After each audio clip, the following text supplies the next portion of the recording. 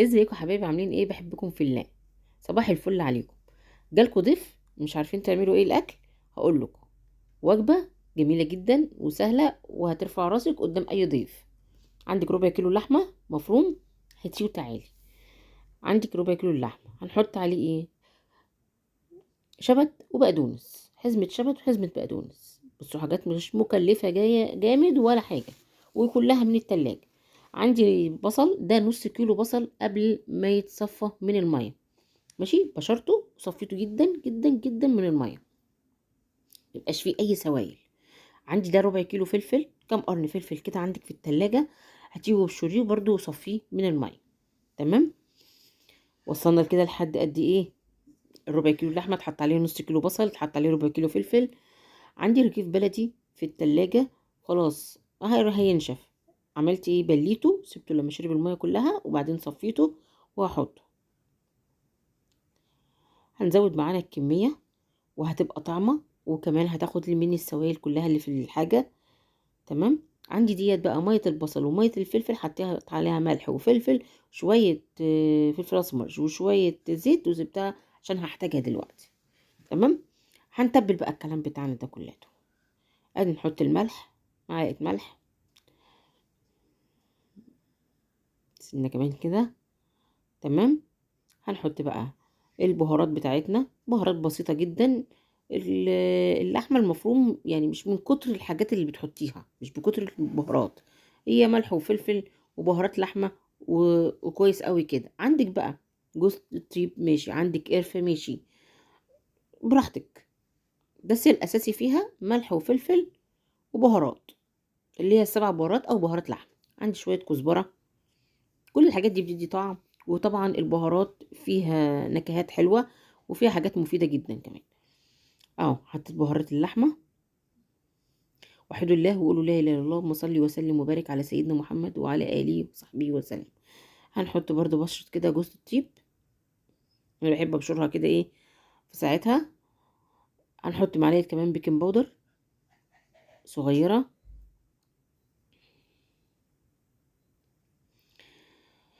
اللهم صل وسلم وبارك على محمد وعلى اله وصحبه وسلم. هتقضي وهتغدي وهتعدي اليوم وهيبقى مية مية. وعندي بيضة كمان. بصوا، كل الحاجات دي هتلاقيها في درج التلاجة. هتطلعيها وهتعملي منها الغدوة دي. جبنا ايه؟ ما جبناش حاجة. كيلو ربع اللحمة ما يعني مش هيكلفك كتير. لو جيتي حسبتيها وجبتي اكل من بره هتبصي تلاقي لو جبتي فول وطعمية هتلاقيها بنفس التكلفة. تمام. هدعك بقى كل الكلام ده في بعضه كده وهرسه في بعضه وافضل اعجن فيها لحد ما احس ان اللحمة طلعت الخيوط بتاعتها وتجانست كلها مع بعضها. تنسونيش بقى باللايك والاشتراك والكومنت الحلو، عشان ايه انزل لكم فيديوهات كمان وكمان على قد الايد. اهي.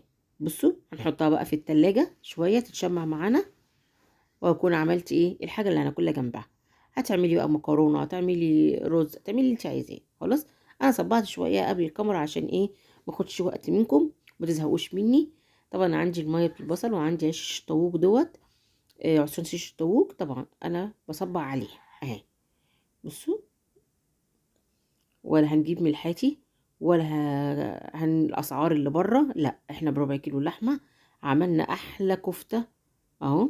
بصوا، عايزه تسيبيها على صينيه شيش طاووق ماشي، عايزه تشيليها وتحطيها في الصينيه ماشي، براحتك. عملت معانا بقى كام؟ انا لو مصغره الصبع شويه هيعمل 10، انا عملتهم 9، يعني 9 تنفور. لو حطيتي كل صبع من ده مع طبق مكرونه مع شويه شيبسي هتاكلي 10 تنفار او 9 تنفار. شوفوا، بربع كيلو لحمة هتدينا كام نفر؟ إيه اقتصاد ده ولا مش اقتصاد؟ اهو بصوا، شكلها تحفة، جميلة جدا. احطها بقى ايه؟ عايزة تحطيها على عين البوتاجاز من فوق وتحطي لها شوية مية من اللي احنا صبعنا بيها ديت تستوي وبعدين تحطها في الفرن ماشي. عايزة تغطيها بورق فويل وتحطيها في الفرن بشوية مية برضو من اللي احنا عملناه ماشي. بصوا، بصوا السهولة، بصوا جميلة. بصوا قلبها من جوه مستوي جميل ازاي، تحفة. عندي بقى خس، إيه عندك بصل حلقات عندك. هنعمل بقى شوية طحينة وتغدي شوية مكرونة بقى جميلة وتمام التمام. غدوة ولا اقولكوش، تنفع بقى معاكوا ديت لو رايحة النادي، لو رايحة رحلة، هتنفع معاكي في كل الأحوال. تمام. العشاء بالليل كده، كل واحد عايز سندوتش كده. تمام. متنسونوش بقول لكم اللايك والاشتراك عشان افضل انزل فيديوهات. شجعوني عشان بتدوني روح معنويه كده حلوه، وكل كومنت بيجيلي بيبسطني. شويه مكرونه بقى ما اقولكوش. بصوا حلاوه الاكل ان هو بيبقى سهل وما بياخدش مننا وقت في العمايل. يلا بقى ندوق العظمه دي. الله الله الله الله على الجمال ده. طعم ما اقولكوش تحفه. يلا متنسيليش بقى بلايك واشتراك وكومنت حلو. بحبكم في الله. سلام.